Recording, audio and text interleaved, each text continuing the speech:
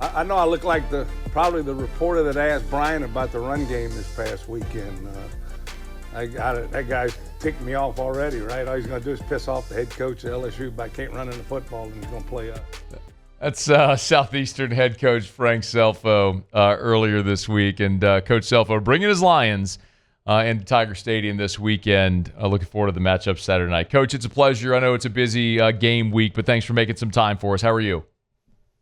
Thank you, Matt. I appreciate you having me on, man. Doing great. Looking, finishing up, wrapping up the week. We've got a good practice schedule for the day and ready to get busy doing it. It's interesting whenever you think about a game like this, Coach, because it's a great challenge for you, obviously, but it also comes a week before you're going to start conference play. I know you don't get to set the schedule, but are you okay with a game like this slapped right before you're going to begin your conference slate, which is so critical for your program? Yeah, I'm not okay with a game like this anytime, Matt. Come on, you got to be kidding me, right? You know better than that. Well, what it is, here's what it is 5 years ago they told us we could never play again, right? You can't play football. They took away the game from us, and nobody could play. Then they started letting people play with empty stadiums, and it just wasn't the same. So when we got a chance to bring it all back and start playing again, you can never pass up an opportunity to do what we do. And I think this is my 44th year coaching, and I cannot imagine not that ever happening again to me. So am I embracing this? Yeah, hell yeah, I am. Look, we're going to one of maybe the most iconic stadium in the country, especially on a Saturday night. We're going to play one of the best teams in the nation, the number 3 ranked team in the country. Against an outstanding staff that I know most of them personally.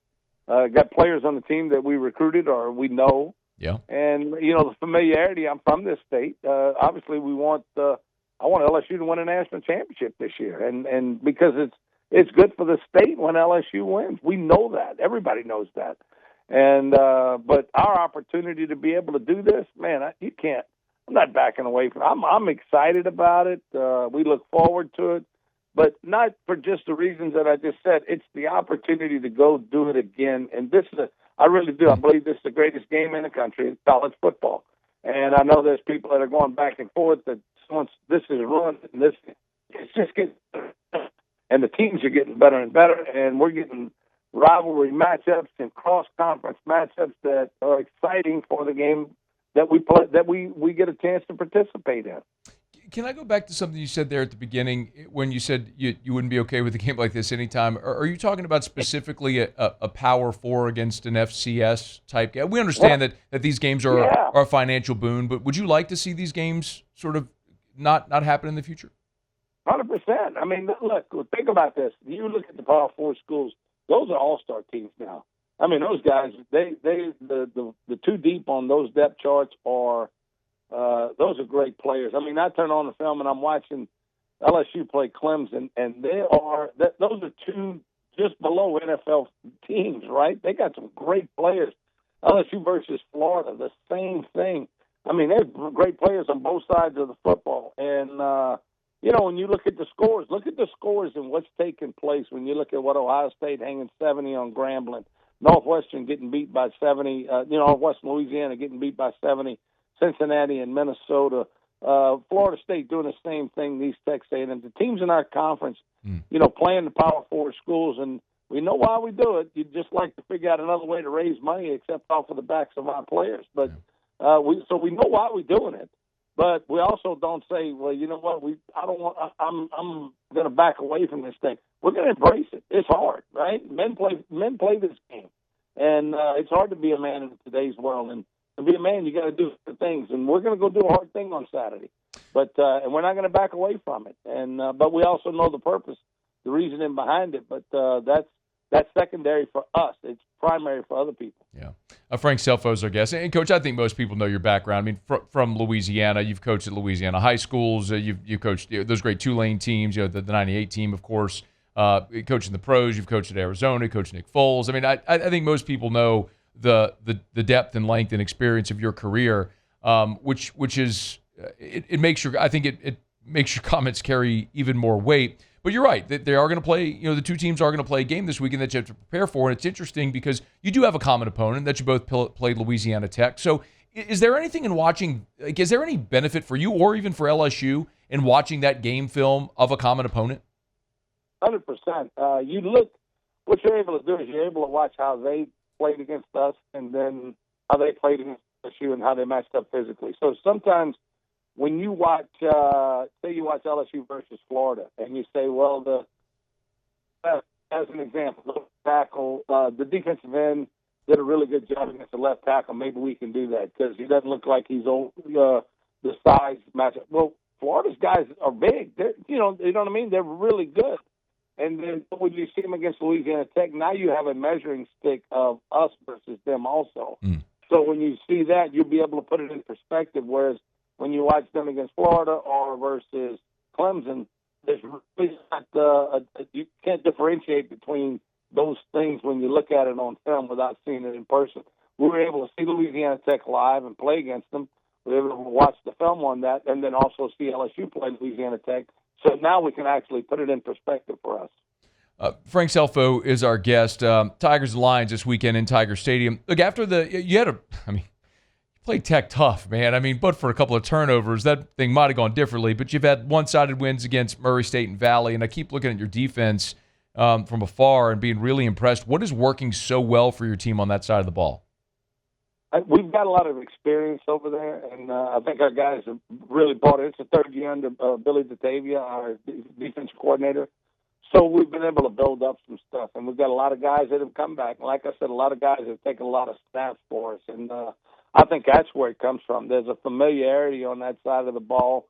We've got a solid talent level, and we've got good depth. But I think the familiarity, being able to make adjustments and do things on the run, that's allowed us to make some plays. And I can see this. We have grown defensively in the first 3 weeks, and I'm looking forward to that continuing to happen throughout the season. You throughout your career, I know you've coached quarterbacks a bunch, but you also spent time coaching tight ends. And this is an obvious question. I'm sure you're going to be asked about a bunch if you haven't already. But you had Bauer Sharp there at Southeastern as a quarterback, and then I would assume it was you who made the decision to convert him to tight end. Can you maybe go back and walk us through that decision, like with Bauer in your program, and then the decision to move him to tight end? Yeah, absolutely.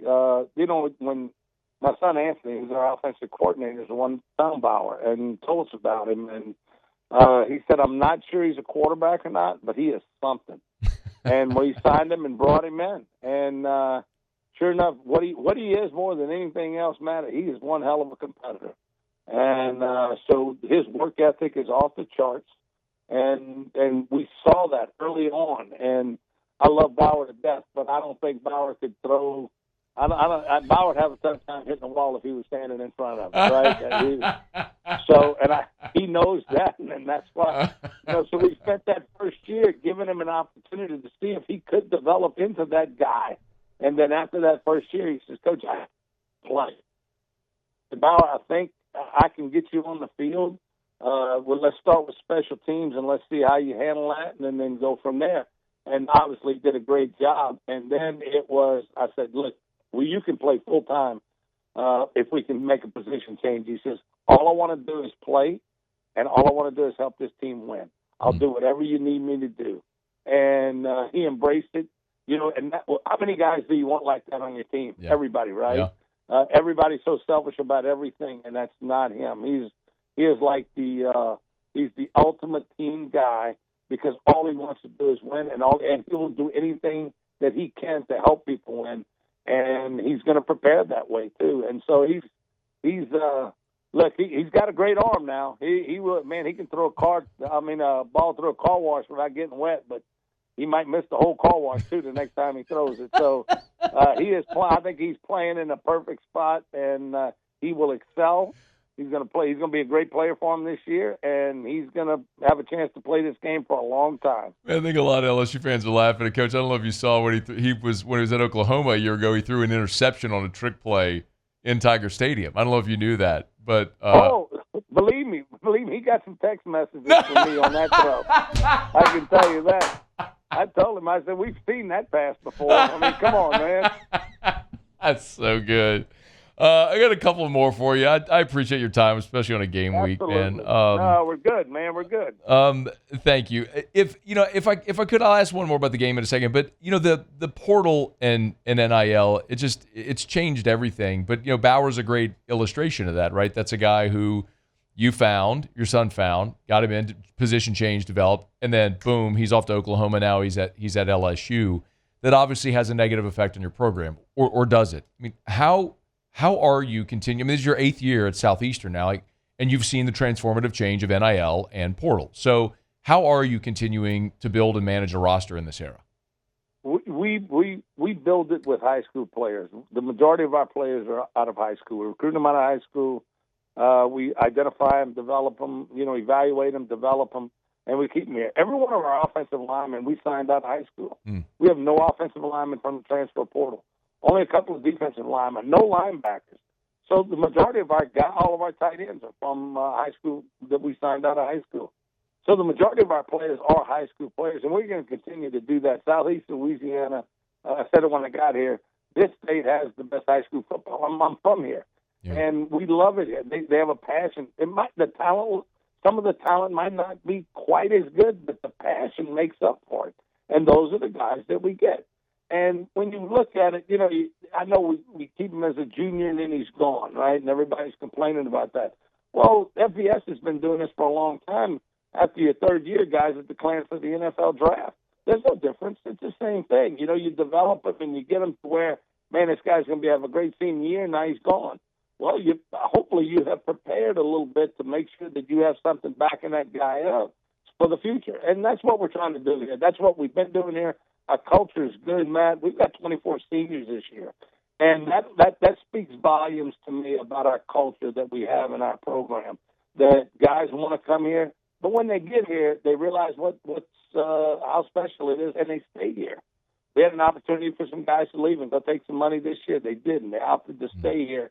And now, because of that, we've got some people here in town that are willing to pony up and put some money in the NIL, and we're going to try to get in the game so that we can start taking care of our own, that we don't lose so many guys to the portal for minimum amounts. And I think that's where the game has changed. Everybody knows that. Teams are getting, I think the Power 4 teams, they're doing such a job of managing everything, but it is a job. And we're having to figure things out along the way at our level, and that's what we're doing. But it's about the appreciation of the and what he's actually trying to do. Does he really want to play the game? Does he have a passion for the game? Does he love it, or is he just looking for a buck? And some of those guys show their hand pretty quick, and you just kind of move away from those guys. Coach, before you go, Saturday in Tiger Stadium, look for, as you mentioned, so many of your guys who prepped in the state are going to be fired up just for the opportunity to play in Tiger Stadium. But aside from winning the game, what would you like to see from your team Saturday night? What would be a best outcome for the Lions? The same thing that we ask for them every week is that we go in there and we do the things that we can do. We play. We don't have the unforced errors. We don't false start. We don't jump off sides. We don't turn the football over. And it sounds like coach speak, but you've been around the game for so long. You know that's what lends itself to winning and losing. And when you do those things, it doesn't necessarily happen on the scoreboard. Don't worry about the scoreboard. But what it will do is it's going to help you build for the future. So last week we did the same thing. A great example was us against Louisiana Tech. We turned it over 3 times and one of them for a touchdown, and we had 9 penalties. The next week we turned it over twice, but we had 0 penalties. This past week we didn't turn it over at all and had 1 penalty. That's what I call progress. The scoreboard, I wasn't upset about the scoreboard in any of the games, and I know we won 2, and you can say, well, yeah, that's why. But no, it was the progress that we made throughout those during that process of those games. We're process-oriented, not goal-oriented. I want to win the game. But during the course of that game, I want us to play clean. I want us to do a good job. I want us to be able to handle the crowd noise, handle the pressure, because we get to the playoffs, that stuff's going to come back. Not quite at that, obviously not at that level, but it's going to come back. There's going to be a lot of pressure on you and a lot of stress on you. And we want to be able to handle that, and this will give us a good example of how we can do that. Lions have made the FCS playoffs 3 times under Coach Scelfo. Here's hoping this year it'll be 4. Coach, I know it's not easy to do this on a game week, but we do sincerely appreciate a couple of minutes of your time. Good luck this weekend and moving forward the rest of the year. Thank you, Matt, and I appreciate everything you do for us, man. I really do. We'll maybe see you on Saturday. Would love to. Thank you, Coach. Okay, buddy. Bye-bye. Hey, thanks so much for watching. Please leave your comments. I love to interact, and be sure to hit the red subscribe button below.